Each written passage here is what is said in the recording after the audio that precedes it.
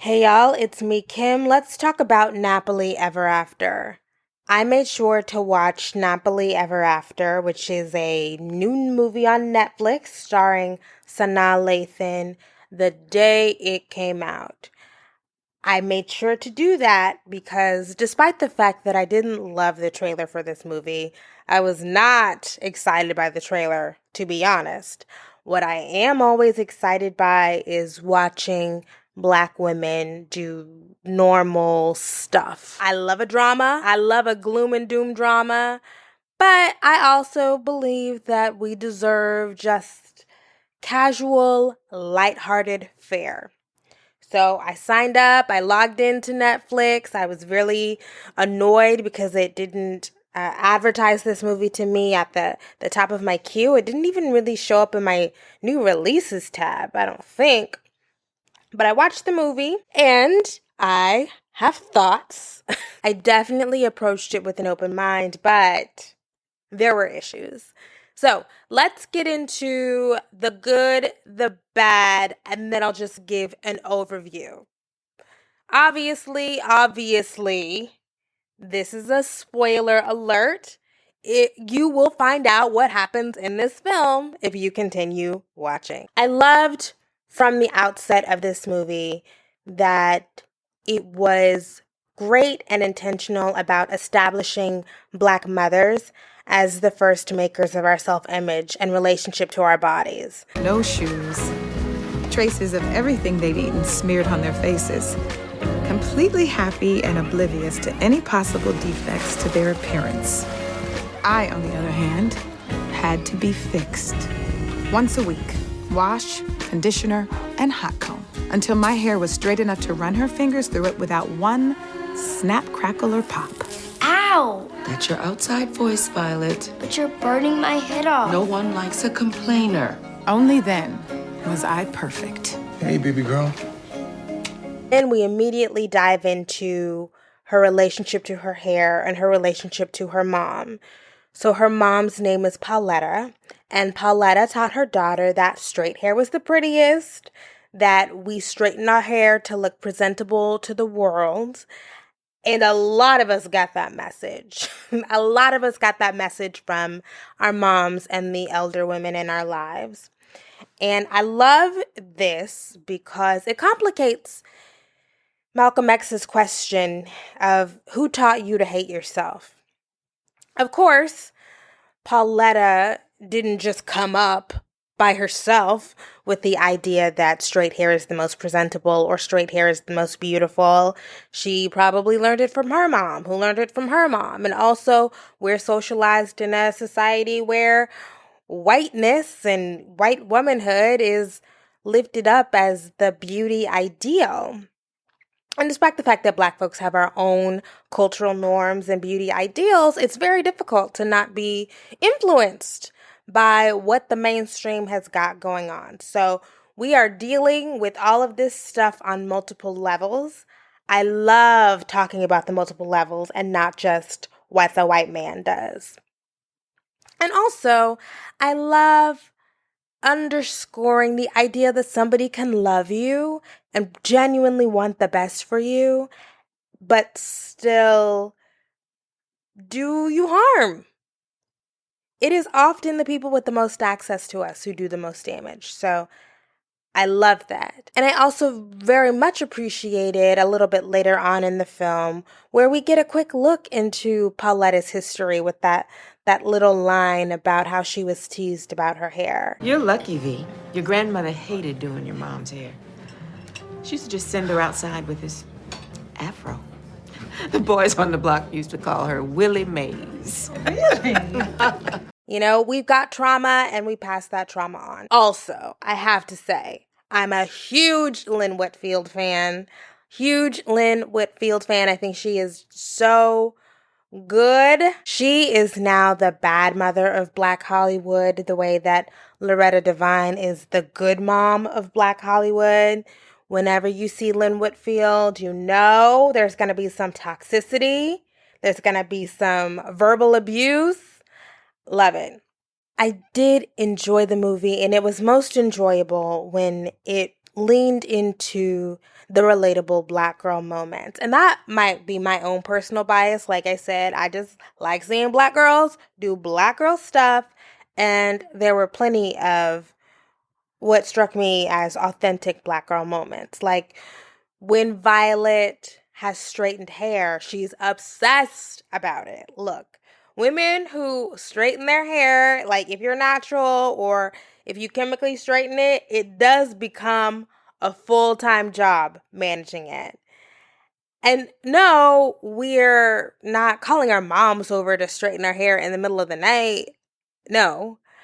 But I so related to the scene where Violet and Clint, who is her man, who becomes her ex, when they're, trying to have sex and she's trying to preserve her hair. Man, relatable. Fear of sweating out your edges, during intimate moments, during physical activity, just being outside. I'm just so grateful to not be in that space in my life. No shade to the women who straighten their hair. I'm just saying it's a lot. I loved when Violet was sitting on the porch hanging out with her friends and she asked, "Is that a rain cloud?" That's real. Okay, you got to be on high alert all the time. And the freak out that she had when her hair accidentally got wet. I can.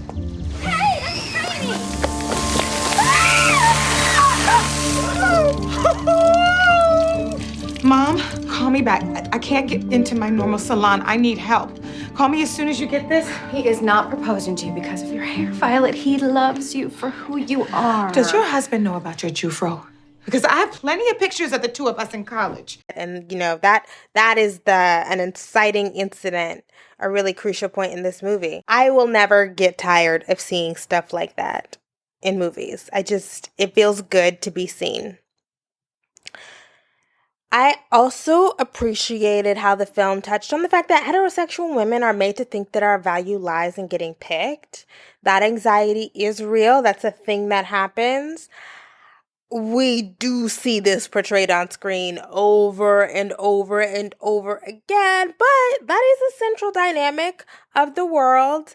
I liked it, and I liked Violet working through that.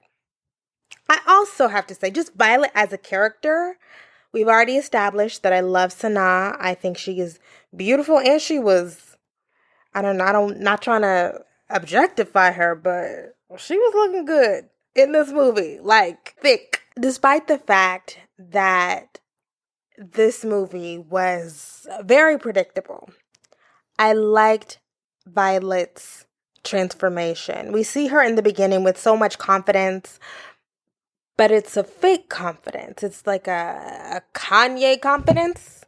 I almost just dropped this microphone. She's being propped up by all of this external stuff that's not really who she is. It's who she wants to be. It's who she maybe thinks she should be. But it becomes very clear that the inside, as Clint points out, the inside needs some work. And I liked the way that she was broken down and stripped down and built back up very carefully and built back up in a way that is appealing to me as a viewer. It's always nice to see Black women in particular in these narratives giving up the shit that weighs them down. And Sanaa is just fun to watch. The scene where she shaves her head, which is probably one of the top 3 most important scenes in this movie, was great. There's a house built out of stone, wooden floors, walls, and window cells.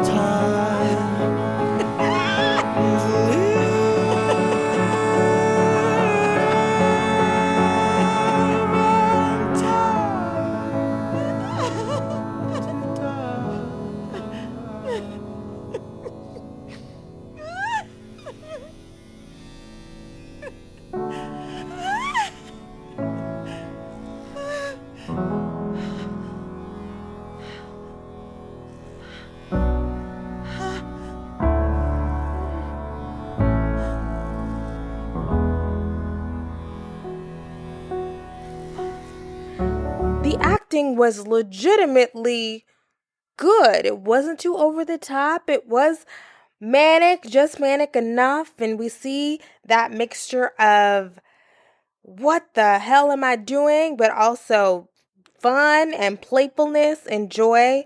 Loved it. After she cuts off her hair, she walks into work, and there's a very big contrast between how she is perceived when she walks into work earlier in the film and how she's perceived when she walks into work after she cuts off her hair.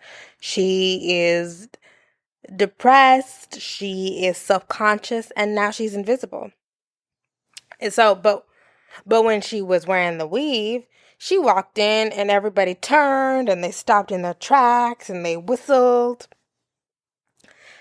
And part of that is her confidence is different, but it's also a reflection of beauty standards. I loved how crystal clear that contrast is. And I think it's important to note that how we move through the world and how we're perceived is not just about what's in our minds. The beauty standards are real.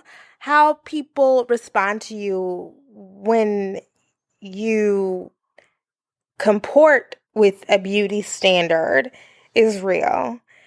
So she is less confident with no hair, but she's also just going to be thought about and looked at differently. And I like that.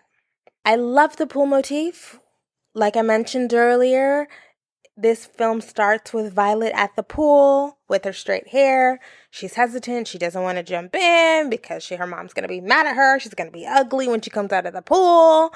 And she gets ridiculed, actually, because her hair reverts back to natural. The pool is situated in this film as a source of freedom for Black girls, and it works on multiple levels. On one hand, you're constrained because you can't get in the pool because of your hair.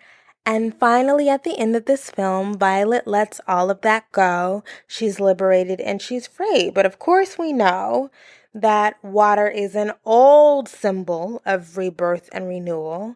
So by letting go of that anxiety and that fear, Violet gets to start her life over again on her terms.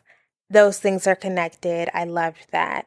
So finally, on my list of the goods, I loved the ending of this movie.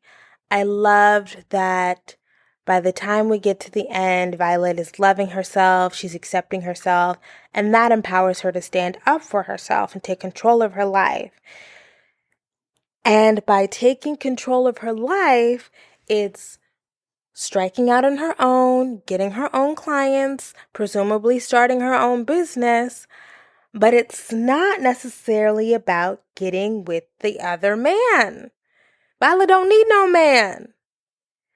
She's beautiful and confident and capable. And I just love that the resolution of this movie is not about, you're the one who sees me for me, so now we're going to be together. Like, no, we've done that.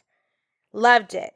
Getting a man is not the prize. I thought from the first frame of this film that it was going to end with her being with a man. Ugh, I'm so glad I was wrong. So glad.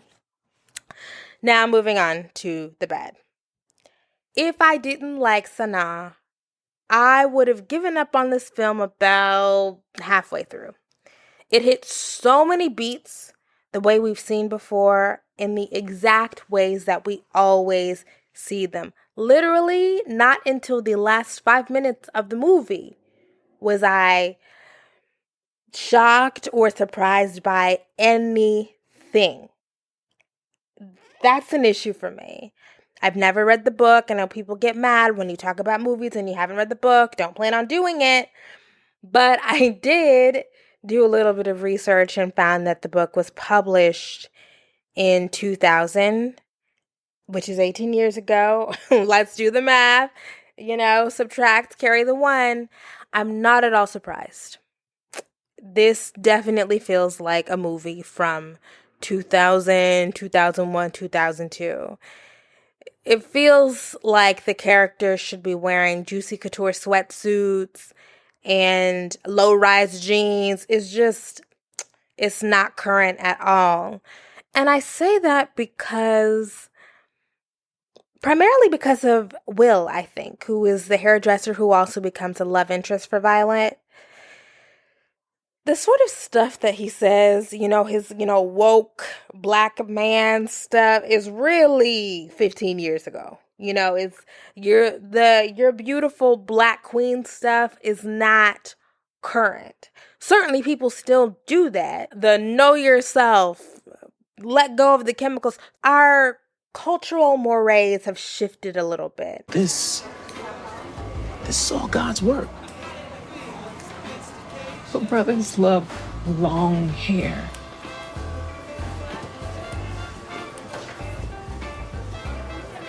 What brothers want is a woman who's real. When Will is talking about hair, he does it with an air of superiority, an air of judgment. No. It works if the soundtrack to this movie is Video by India Ari, a song I love, but not a song that is contemporary. The black woman don't be a slave to your hair rhetoric that they were really trying to push. It's not uplifting. It's not uplifting anymore. But, if I were 14 years old in 2003, I absolutely would have been empowered. So what are all these plants for? They're my dad's. Really? Yeah, I use them to make shampoos and stuff. Oh. You see, most women, they tell you that they get their hair relaxed because it's more manageable. But anybody's hair is manageable if you got the right products. My products, they take away those excuses. Excuses? Yeah, I mean, look, we make up 12% of the population, right? But yet, we buy 70% of all wigs and weaves. What does that say? You hate our hair? Hate your hair. Ever since your mama's dragged you into the shop, kicking and screaming to get a perm. So back to the fact that there were no surprises in this movie. I also felt like it didn't even pop. So I'm okay a lot of times when there's no surprises plot-wise. I loved the Netflix movie To All the Boys I Loved Before. It's a romantic comedy. We know what happens at the end of every romantic comedy. There was just something that sparkled about that movie. It was just fresh in a way. This movie, it didn't have that wow. It didn't have that sparkle for me. And I want a movie to sneak up on me in some way, in a good way. It didn't. So we have to talk about, some plot points. I love black women doing black women things on my TV screen or my screens. But there's some stuff in this movie that we just, maybe it's time to retire them, I think. So the idea that the successful black woman is being eaten alive by her desire to be perfect, we've seen that enough, I think. I think we can take a little, if we're not going to spin it at all, we can take a break from that. Tyler Perry has that cornered. And even if it's true, even if I do know quite a few black women who are perfectionists in their professional lives and want to telegraph to the world that they have it all together, it's like, I wanted to pick something else. I also think we've seen the professional black woman whose man ain't acting right and who really only once in her life to be a mom and a wife. I feel like we've done that too. We've done that. We did it in the Being Mary Jane, even going back to Waiting to Exhale. This is a thing we know. And I also think there was something in this movie that really reminded me of an older Sanaa Lathan film, something new. Is it I think it's the hair stuff, right? Because in Something New, it's a big deal about her cutting out her weave. And here it's a big deal about her shaving off her head. I don't know. It just was really giving me Something New vibes. Also, Sana looks the same. She does not age. Shout out to her. Am I alone here on the Something New thing? I don't think I am. Let me know. I also had a problem with the plot point that the engagement party was the first time that Violet was meeting Clint's parents. No, that ain't right. Don't believe it. Yeah, I think that's pretty much all I have on the bad. I think the plot stuff, I liked the actors in this movie because I just liked them. Nobody was annoying. I just didn't like the film, which is an issue. So to wrap this up, the movie wasn't bad. It really wasn't. When I think things are bad, I will go off on them.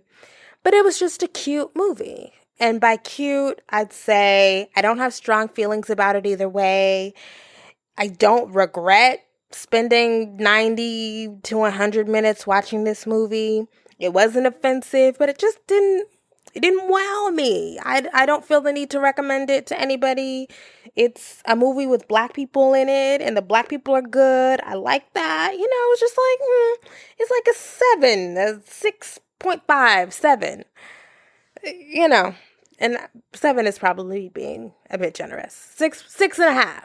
6.5 out of 10. To conclude, it was an okay movie. Watch it if you like Sana. She was good. I need to Google how to pronounce this woman's name because I feel like I've said it 10 different ways. It was okay. It was cool. It was cute. It would have been real good 15 years ago. It's about 15 years too late. Anyway, guys, thanks so much for listening and watching. I appreciate you. Be sure to like, share, and subscribe. If you like what we do here and want to help us continue this work, become a patron on Patreon. That's also where I do special little Patreon-only things. So get access to that. Text for Harriet to 345-345 to join our mailing list. It is super lit. That's all I have. Thank you guys so much. I appreciate you. Bye-bye.